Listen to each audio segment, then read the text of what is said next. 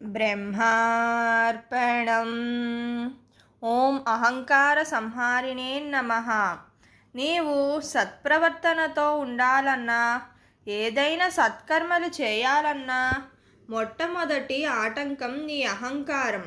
సమాజంలో సౌందర్యాహం, ఐశ్వర్యాహం, ఆధిపత్యాహంలతో విర్రవీగుతావు.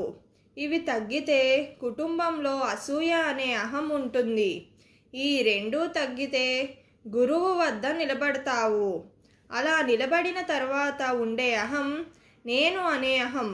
పరమాత్మ ఏం మంచి చేసినా నేనే చేసుకున్నాను, నా వల్లే ఇదంతా అయ్యింది అనే అహం ఉంటుంది. నేను అనేది నీలో లేస్తే నిన్ను ప్రకృతి పట్టుకుంటుంది.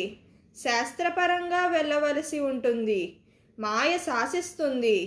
నేను అనే 2 అక్షరాలు నీలో పుడితే ఈ 3 నిన్ను సొంతం చేసుకుంటాయి.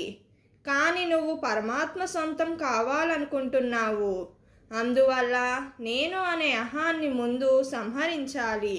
బ్రహ్మార్పణం.